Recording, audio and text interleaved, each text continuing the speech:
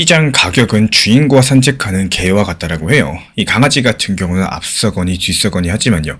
결국에 주인의 가치를 따라오죠. 이 투자의 대가 앙드레 코스톨라니의 말입니다. 지금 비트코인 가격이라는 강아지는요. 겁에 질려가지고 꼬리를 내리고 도망친 상황이고 고점 대비했을 때 40%가량 폭락했습니다. 6만 달러까지도 붕괴 위협에 있는 상황인데 여기서 개미들은 패닉스를 하고 있어요. 하지만 여기서 중요한 건요. 이 주인이 어디로 가고 있을까요? 놀랍게도 가격이 폭락하는 바로 그 순간에 시장 뒤편에서 12조 원이라는 천문학적인 돈들이 비트코인을 싹쓸이해버렸습니다. 이 개미가 버려버린 피 묻은 물량들을 고래들이 웃으면서 주워 담고 있는 현장들. 오늘 영상에서는 이 소름 돋는 손바뀜의 실체, 고래들이 그리고 있는 그 다음 시나리오를 공개시켜 드려보도록 하겠습니다. 지난달부터 시작된 하락장으로 인해서 연일 주요 지지선들이 힘없이 무너졌고요. 여기서 시장 투자자들은 속절없이 떨어지는 칼날 앞에 공포에 질렸습니다.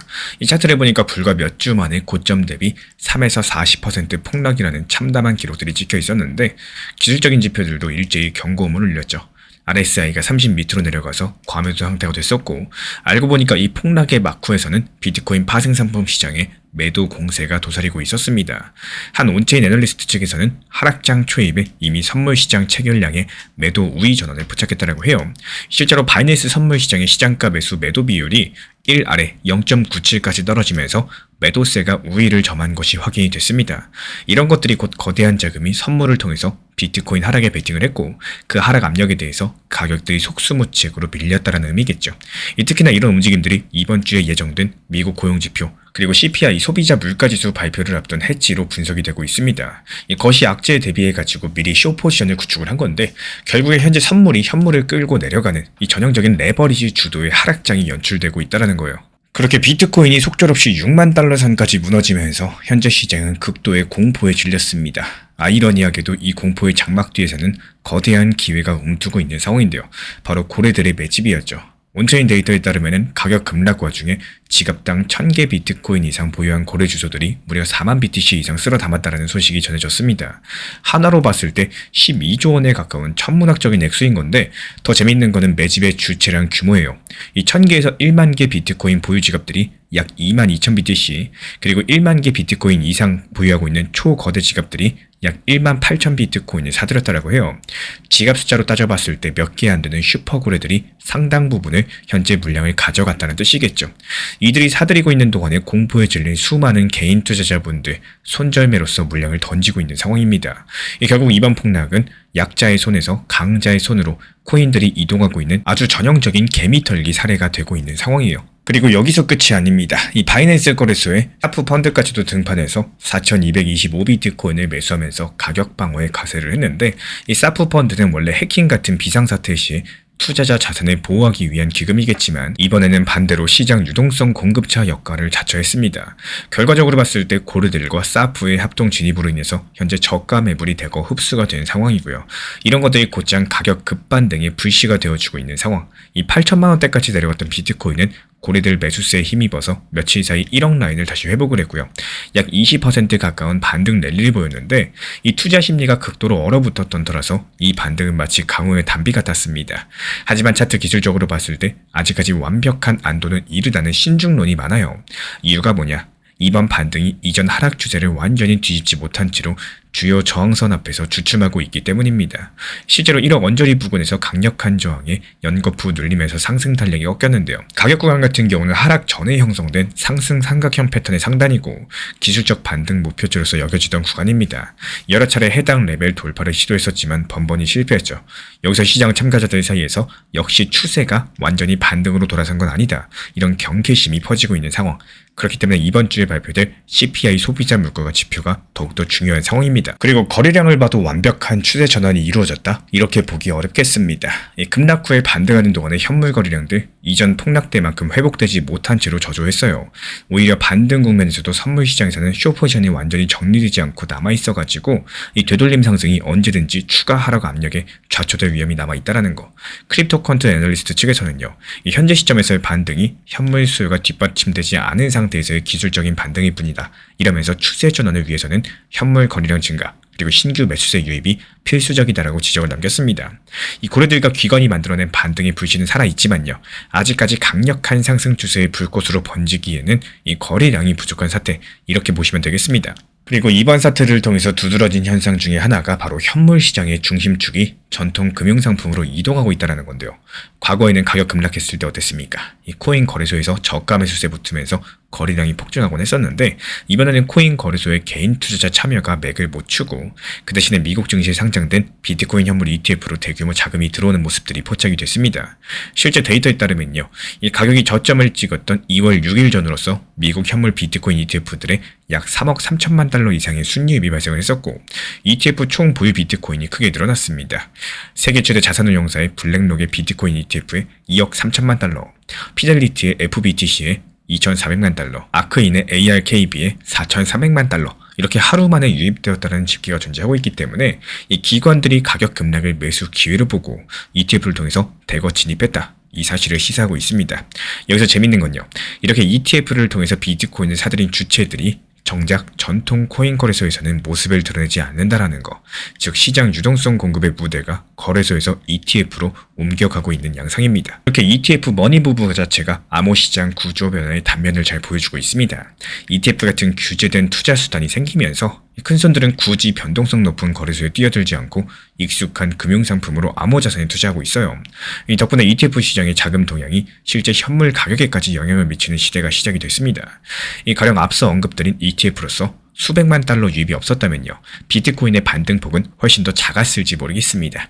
반대로 2025년 말부터 2026년 1월에 관찰된 것처럼 연말 포트폴리오 리밸런싱 때 비트코인 ETF에서 수십억 달러가 빠져나오면서 가격이 미끄러지는 현상도 나타난 바가 있었죠. 기관들의 자금 이동이 ETF를 통해서 가격에 파급되는 구조가 자리 잡게 된 건데요. 이런 것들이 곧 가격 결정권이 전통 월가의 손아귀에 더 깊이 들어갔다, 이런 것들을 의미하고 있습니다. 그리고 한편으로 암호화폐 시장 전반적으로 힘겨운 조정 하락세를 겪는 와중에 리플 XRP는 다른 결을 가진 스토리를 보여주고 있어서 주목이 되고 있습니다.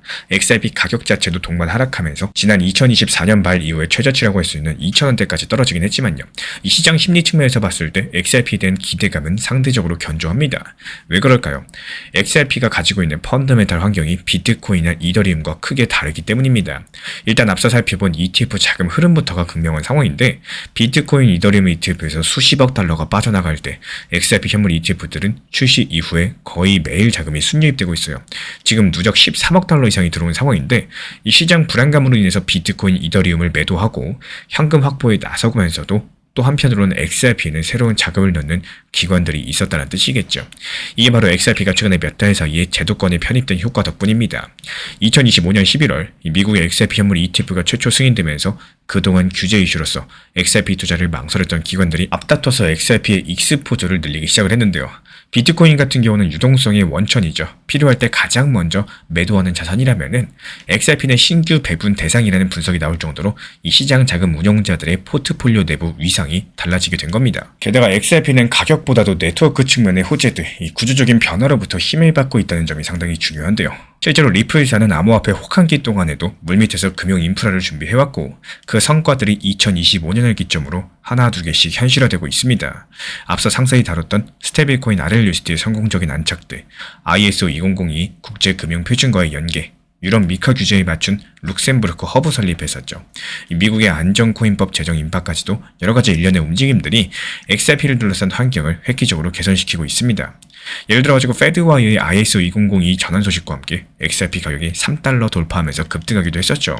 그리고 리플이 유럽에서 전자화폐 기관 EMI 라이선스 취득하면서 유럽연합 전역에서 RLUSD를 발행하고 유통할 수 있는 이런 채비를 마쳤다는 소식들, 글로벌 은행권에서 리플 레저 기반의 스테이블 코인이 퍼질 기대감을 키워가고 있습니다. 그리고 또 다른 측면으로 봤을 때 리플은 최근에 탈중앙금융 DeFi, 전통 금융을 연결하기 위한 인프라 업그레이드도 단행을 했죠. 2026년 2월 초 리플은 자사기관형 플랫폼 리플 프라임의 하이퍼 리콰이어드 통합을 발표를 했는데, 이런 것들을 통해서 기관 고객들이 탈중앙화 파생상품 시장의 유동성에 접근할 수 있는 길이 열렸습니다. 그리고 그와 동시에 리플 레저 메인넷에서는 권한 부여하는 도메인 기능까지도 활성화되면서 KYC랑 AML이 적용된 허가형 DeFi 환경을 구현하기 시작을 했습니다. 쉽게 말씀드려가지고 기관들이 안심하고 참여할 수 있는 규제 친화적인 온체인 생태계를 리플 레저 위에 만들겠다라는 건데요. 이런 혁신들이 XRP가 전통 금융과 탈중앙 금융의 가교로서 입지를 다지는 전략의 일환입니다. 그리고 이런 움직임 하나하나가 시장에 XRP는 다르다라는 이런 메시지를 주고 있다는 거. 실제로 온체인 데이터에서 센티멘트가 추정한 바에 따르면요. 최근에 비트랑 이더리움 투자 심리가 극도로 악화된 상황에서도 XRP에 대한 언급량과 네트워크 활동은 비정상적으로 선방했다라고 해요. 그리고 그 배경에서는 방금 언급드린 구조적인 호재들에 기반한 시장 기대감이 깔려 있다는 거 기억해 주시기 바랍니다. 그리고 이 모든 퍼즐 조각을 한데 모아가지고 큰 그림을 그려보자면요. 비트코인 파생 시장의 매도세, 그리고 고래들의 매집, ETF를 통한 자금 유출의 변화들, XRP를 둘러싼 금융 인프라 혁신까지도 겉으로 봤을 때 산발적인 현상들처럼 보이겠지만 사실 이런 것들이 현재 암호화폐 시장을 움직이는 권력 구조랑 의도가 반영된 거대한 서사라고 보입니다. 가장 먼저 보이지 않는 손의 존재인데요. 이 비트코인 급락 사태에서 선물 시장 쇼폭탄과 이어진 고래 매집들이 대규모 자금을 가진 플레이어들이 얼마나 노련하게 시장을 주무를 수 있는가, 이런 것들을 여실히 보여주고 있습니다. 이들이 거시 환경의 불안 심리를 기회 삼아서 이 선물로 가격을 눌러가지고 개미들을 겁에 질리게 만들고 또 그들이 던진 물량을 쓸어 담는 이런 전략적인 플레이를 구사했는데요. 즉 단편적인 뉴스나 차트 신호 뒤에서는 거대한 의도가 숨어 있었다라는 거. 이렇게 권력 구조가 시장의 판도를 단기에 뒤흔들 뿐만 아니라요.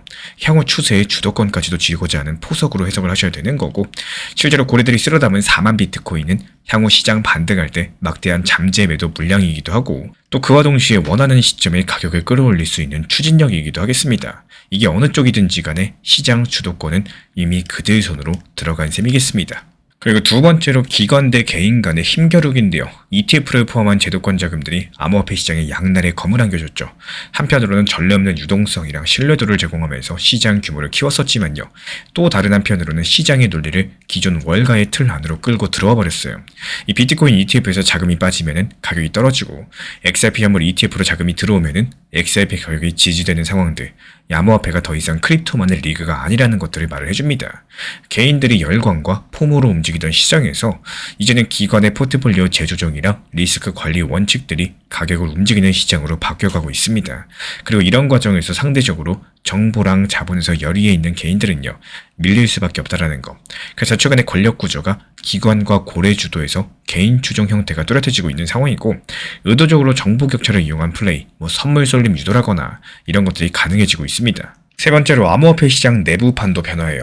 이 비트코인과 이더리움이 여전히 시가총액 상위권을 차지하고는 있지만요. 내부적으로 봤을 때 역할의 분화가 일어나고 있어요. 이번 하락장에서 기관들은 비트랑 이더리움을 줄이고 또 XRP를 비롯한 실용 코인들을 늘리는 재배치를 보여줬습니다. 이런 것들이 단순하게 가격 변동성 때문이라기보다도 향후에 2년 3년간 펼쳐질 암호화폐의 쓰임새 판도를 내다본 움직임으로서 해석을 해주셔야 되는 거고, XRP가 글로벌 은행망의 한 축으로서 편입될 조짐이 보이고요. 스테이블코인을 포함한 CBDC 흐름과 맞물려서 국제 결제계의 스위프트를 대체 보완하는 역할까지도 노리고 있다는 거.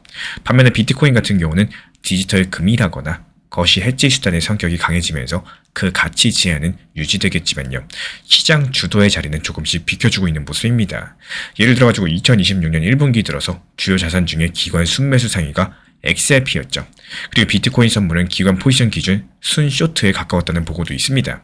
이런 것들이 바로 시장 중심축이 기술적 사회적 인프라 측면의 코인들로 이동되는 신호일 수 있다는 거. 네 번째로 의도된 새로운 판짜기 가능성입니다. 이게 음모론적으로 들릴 수도 있겠지만요. 많은 업계 전문가들은 현재 일어나는 여러 가지 일들을 의도된 큰 판짜기의 일부로 보고 있습니다. 예를 들어가지고 미국 정부랑 미국의 월가 세력이 비트코인 ETF를 승인하고 나서 초기 상승 랠리 이끌어내고 정작 대부분의 물량이 자기들이 통제 가능한 ETF로 몰린 상태에서 가격을 눌러가지고 장외에서 코인을 확보하고 중장기적으로 CBDC랑 연계한 새로운 디지털 금융체제로 편입하려는 이런 시나리오를 거론하기도 하는데요. 그리고 이 시나리오에서 XRP는 은행 간의 가치 이동의 프로토콜로 설계가 돼서 중심 역할을 맡고, 또 비트코인은 디지털 자산으로서의 금과 같은 지위를 인정을 받되 통제 가능한 범위 내에서 움직이는 자산이 되어줄 겁니다. 실제 정황을 봤을 때 바이낸스의 사프 펀드 개입이라거나 글래스노드 데이터로 노출된 고래들의 행동은 상당히 조직적이고 또 일치된 방향성을 갖고 있는데요. 리플과 전통 금융기관들의 협업 가속이 마치 누군가 청사진을 그려놓은 설계처럼 추진력이 붙고 있다는 거. 또 이런 것들을 우연의 나열로 보기에는 퍼즐 조각들이 너무 잘 맞아떨어지고 있다는 거예요. 그리고 여기서 분명한 거는 암호화폐 시장이 더욱더 큰 금융세계 속으로 편입되는 과정에서 권력자들의 이해관계랑 전략이 녹아든 흐름들 곳곳에 보여주고 있다는 사실인데요. 비트코인의 급등락, 리플 XRP의 부상은 결국에 한 이야기의 양면인지 모릅니다.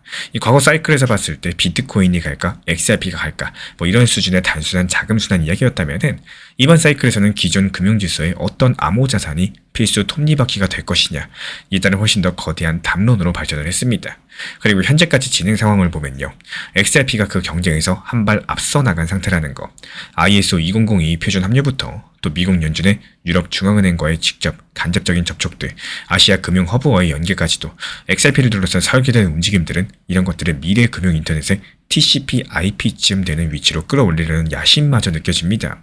반면에 비트코인은 그 위에 흐르는 가치의 단위, 이 디지털 금으로 남는 그림이겠죠. 그리고 우리 구독자분들 입장에서 중요한 거는 이 거대한 이야기 속의 자신의 포지셔닝이겠죠. 지금 시장에서 벌어지는 일들, 표면적인 가격 등락으로만 보실 게 아니라 그 이면의 구조적인 힘과 의도를 읽으셔야 됩니다. 고래들이 파는지 사는지, 기관 자금이 어느 코인으로 흐르는지, 규제랑 정책이 어디에 초점을 맞추는지 입체적으로 살펴보셔야 될 타이밍인 거고, 비트코인의 파생 숏 압박과 고래 매집의 모순들, ETF로 상징되는 기관 자금의 방향 전환선, 그리고 XRP를 중심으로 새로운 금융망 구축까지도 이 모든 퍼즐을 통합해서 보시면요, 암호화폐 시장은 지금 탈바꿈의 한복판에 있다는 거, 그리고 그 변화의 방향성은 더욱더 거대하고 보이지 않는 손들에 의해서 설계되고 있다는 거. 그렇다면 우리의 과제는 간명합니다. 이 변화에 휩쓸리지 마시고 변화의 흐름 위에 올라타셔야 돼요. 이 지금의 구조적인 흐름을 이해하시고 본인만의 투자 전략을 재정비하신다면 거친 파도 속에서도 방향성을 잃지 않고 나아가실 수 있을 겁니다. 시장이 흔들릴수록 방향성이 아니라 원칙을 붙잡는 사람이 결국에 살아남습니다. 시장이 좋을 때는 누구나 자신감이 넘치고요. 내가 뭘 해도 다 맞는 것 같은 착각이 들곤 하는데, 막상 시장이 꺾이기 시작하면 같은 사람도 갑자기 불안해지고 또 손이 떨리기 시작을 합니다. 근데 가만히 생각해보면 시장이 매번 좋기만 한 적은 단 한 번도 없었죠. 좋았다가 나빴다가 반복하면서 결국은 우상향을 해왔다는 게 현재 투자 시장의 역사입니다. 우리가 항상 지금 이 순간만 보고 겁을 먹고 있는 경우가 정말 많은데요. 만약에 시장이 1년 365일 계속 상승만 한다면 어떨까요? 지금 당장은 기분이 좋겠지만요, 나중에 똑같은 100만 원으로 비트코인이나 리플 사려고 하면은 살 수 있는 수량들 점점 줄어들 수밖에 없는 거고, 결국에 늦게 들어온 사람은 계속 불리한 싸움을 하게 되는 겁니다. 그래서 정말 아이러니하게도 장기 투자자에게는 상승장보다 오히려 조정장, 침체장이 더 고마운 구간이 되어주는데요. 예를 들어서 매달 100만 원씩 리플을 모으겠다고 마음먹으셨다면은 리플 가격이 만 원일 때 사는 것보다 2,000원, 3,000원에서 오래 머무는 구간이 훨씬 더 유리한데요. 우리가 가격이 저렴해질수록 기회가 아니라 공포로 받아들이고 있다는 게 문제입니다. 같은 돈인데 더 많은 수량을 담을 수 있다? 그러면 투자자 입장에서는 사실 세일 기간이나 다름없는데 말이죠. 부동산도 마찬가지입니다. 가격이 최고점일 때는 다들 불안해서 따라 사면서도 또 금리가 높고 분위기 안 좋을 때는 아무도 안 사려고 해요. 결국에 몇 년 지나고 보면은 그때 매수한 사람들이 가장 편안한 수익 구간에 들어가 있습니다. 이 투자라는 게 원래 그렇게 감정과 반대로 움직이는 게임이라는 거예요. 그래서 지금 느끼는 불안감이 정말로 시장 때문인지, 아니면 내가 무리하게 몰빵 투자했기 때문인 건지, 혹은 급하지도 않은 돈인데 괜히 가격만 보고 흔들리는 건지, 이걸 먼저 스스로 점검하셔야 됩니다. 포트폴리오가 안정적이고 분할 매수 계획이 있고 장기 보유 전제가 있으시다면은 지금의 하락세는 리스크가 아니라 시간의 할인 구간에 가깝습니다. 정말 어려우시겠지만요, 투자 시장을 바라볼 때 내 감정이라는 요소를 최대한 빼놓으시고 현실적인 관점에서만 시장을 보려고 하는 연습을 해보시면 정말 좋습니다. 지금 시장이 안 좋은 게 나에게 정말 악재인 건지, 혹은 오히려 장기적으로 계획하는 나에게 시장이 안 좋은 상황이 호재인지, 여기에 대해서 제대로 판단을 하셔야 돼요. 제가 안내드리고 있는 리플 단기 종합방에서도 시장이 좋고 안 좋고를 떠나서도요, 항상 비중 조절과 업비트 비썸 현물 매매로서만 운영하시는 것들을 말씀드리고 있는 이유도, 시장이 하락하면 하락하는 만큼 더 낮은 가격에 한 개라도 더 많은 개수를 모을 수 있어서 좋은 거고, 반대로 시장이 좋으면 분할 매도를 통해서 수익 실현으로 현금 비중 확보하면서 시간이 조금 걸리더라도 시장이 하락하는 구간까지 기다릴 수 있어서 좋기 때문입니다. 시장을 맞추려고 하지 마시고 내가 세운 원칙을 지키려고 하셔야 되는데, 상승할 때 일부 수익 실현하고 하락할 때 천천히 모아가고 비중 조절하면서 감정을 통제하는 게 결국 이 투자에서 가장 현실적인 전략입니다. 급등할 때 흥분하지 않으면서 급락할 때 도망가지 않는 사람, 이런 사람들만이 복리의 시간을 견딜 수가 있겠죠. 결국에 시장은 항상 우리를 시험하지만 끝까지 살아남는 거는 정보가 많은 사람이 아니라 흔들리지 않는 사람입니다. 최근에 시장이 너무 답답하다 보니까 정보방 입장에 대해서 문의 주시는 분들께서 많아지셨어요. 먼저 제일 중요하지만요, 제가 안내드리는 모든 정보방은 업비트, 비썸, 현물 매매로서만 안내 도움 드리고 있습니다. 지금 화면에 보이시는 번호나 혹은 댓글 링크에 있는 신청란을 통해서 신청 주시면은 안내를 도움드리고 있고요.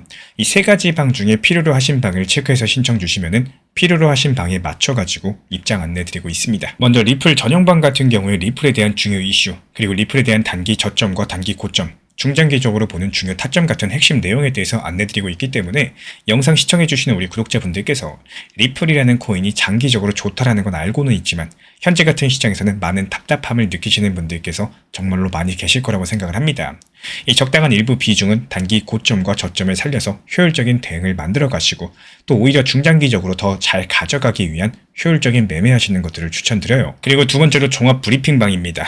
장기적으로 보기에 좋은 코인들과 현재 시장 흐름에 대한 중요 시장 이슈들, 브리핑 내용이나 리플에 대한 방향성, 락업 해제 일정과 여기에 따른 움직임들에 대해서 안내드리는 종합적인 방이다. 이렇게 생각해 주시면 되겠습니다. 그리고 마지막으로 단기 종합방 같은 경우는 말 그대로 단기 종목들에 대한 타점을 안내드리고 있는 방입니다. 이 단기 종목은 말 그대로 단기 종목답게 접근을 하셔야 되는데 욕심으로 인해서 타점을 너무 높게 잡아가지고 수익 실현을 못하거나 아니면 눈치 보기 매매를 하다가 이렇게 수익 실현의 기회를 놓치셨던 기억이 있으신 분들 지금 시장에서 정말 많은 상황인데요. 항상 비중 조절이 중요하고요. 매수와 동시에 목표 타점을 걸어 놓으면서 현실적으로 봤을 때 내 것으로 만들어서 마침표까지 잘 찍는 게 단기 매매의 핵심이다 생각을 해요.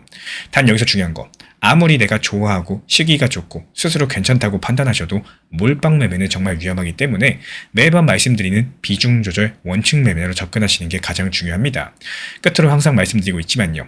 저는 업비트, 빗썸, 현물 매매에 대해서만 안내를 도움드리고 있기 때문에 절대로 해외골에서 선물 매매에 대한 고위험 리스크 매매에 대해서는 언급조차 드리지 않고 있습니다. 무조건적으로 업비트, 빗썸 이렇게 현물 매매로 필요하신 분들께서만 입장 신청 주시면은 안내 도움 드리도록 하겠습니다.